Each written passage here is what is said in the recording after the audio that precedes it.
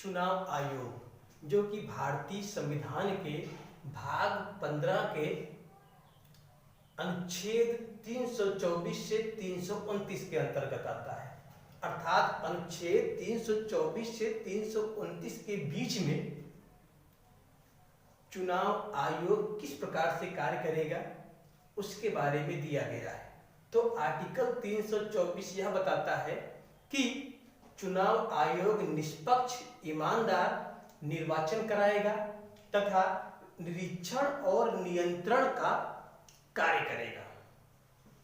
अब इसमें शब्द आता है, सर आप देखिए ध्यान से, निष्पक्ष और ईमानदार चुनाव कराएगा चुनाव आयोग आर्टिकल 324 के अंतर्गत।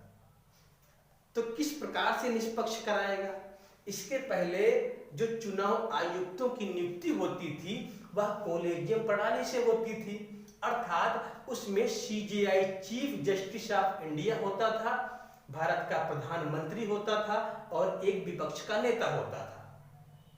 ये तीनों जिस नाम की सिफारिश करते थे वही चुनाव आयुक्त नामित होते थे।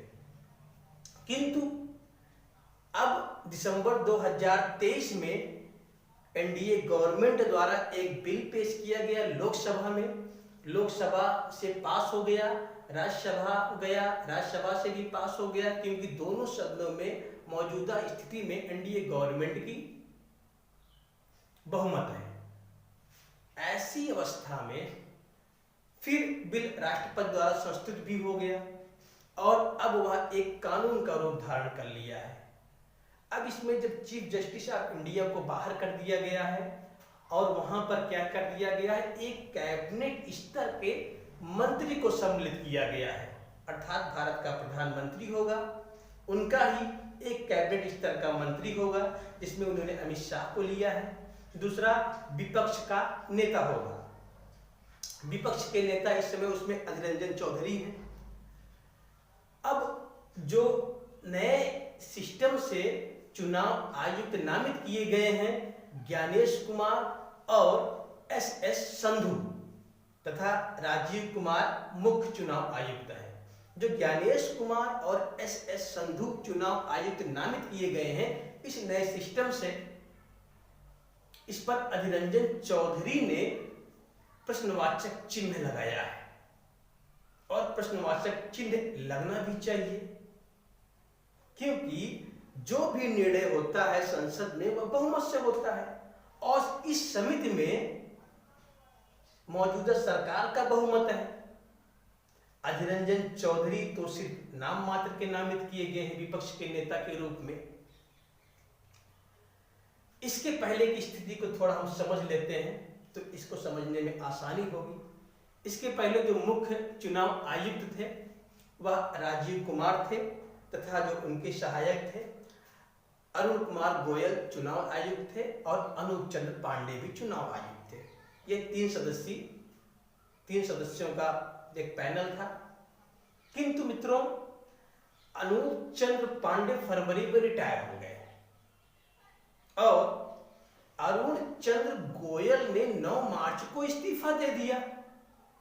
अब कहीं ना कहीं अरुण चंद्र गोयल का 9 मार्च को इस्तीफा देना सरकार की मंशा पर सवाल उठाता है, प्रश्नवाचक चिन्ह लगाता है कि इलेक्शन इतना समीप होने के बाद अरुण चंद्र गोयल ने क्यों इस्तीफा दिया? क्या वह कहीं ना कहीं निष्पक्ष रूप से चुनाव कराने में सक्षम नहीं थे, या फिर जो ये सिस्टम नया आया इस आधार पर दिसंबर माह में जो बिल लाया गया सदन में पास करवाया गया इसके दबाव में आकर प्रश्नवाचक चिन्ह तो लगता है। अब जब इस नए सिस्टम में चीफ जस्टिस ऑफ इंडिया को बाहर कर दिया गया है, ज्ञानेश कुमार, एस संधू और राजीव कुमार नए सिस्टम के अंतर्गत ये तीनों चुनाव आयुक्त नामित किए गए हैं। अब यहीं पर लोकतंत्र खतरे में नजर आता है, क्योंकि कॉलेजियम प्रणाली से उन चुनाव आयुक्तों की नियुक्ति नहीं की गई है। फिलहाल चलिए हम देखते हैं कि आर्टिकल 324 से 329 तक में क्या दिया गया है, क्या बताया गया है। आर्टिकल 324 निष्पक्ष ईमानदार निर्वाचन कराने की बात करता है, अर्थात यह सबसे महत्वपूर्ण आर्टिकल है। आर्टिकल 324 यह भी कहता है कि निरीक्षण और नियंत्रण का कार्य भी कौन करेगा? चुनाव आयोग करेगा, अर्थात जो ये चुनाव आयुक्त नामित किए गए हैं ये करेंगे। आर्टिकल 325 निर्वाचक नामावली के प्रावधान के बारे में बताता है, अर्थात एक मतदाता सूची होगी। हर ग्राम सभा में एक मतदाता सूची होती है और उस मतदाता सूची में उस ग्राम सभा के वोटरों का नाम होता है। उसके बारे में यह बताता है कि इसमें किसी प्रकार से किसी के साथ में भेदभाव नहीं किया जाएगा। जाति, धर्म, नस्ल, लिंग के आधार पर सबका नाम उसमें सम्मिलित होगा जो इसके पात्र होंगे। आर्टिकल 326 बताता है सार्वभौमिक वयस्क मताधिकार के बारे में यह चर्चा करता है। आर्टिकल 326। आर्टिकल 326 सार्वभौमिक वयस्क मताधिकार। वयस्क मताधिकार का तात्पर्य यहां से है कि 18 वर्ष के ऊपर जितने भी लोग हैं वह सब उनका मत देने का अधिकार है।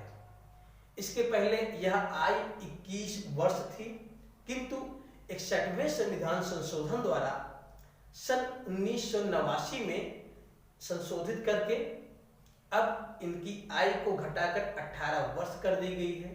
18 वर्ष के ऊपर सभी व्यक्ति वोट देंगे, ये उनका मताधिकार है, मत देने का अधिकार है।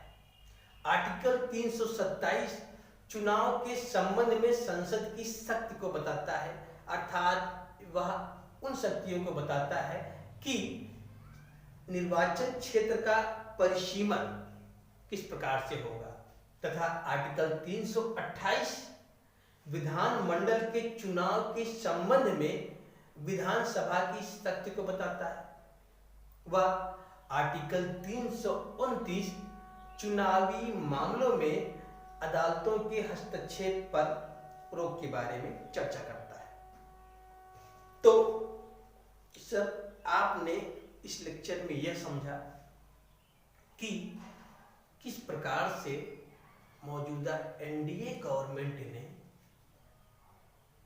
भारत के लोकतंत्र को खतरे में डाला है, कॉलेजियम प्रणाली को समाप्त कर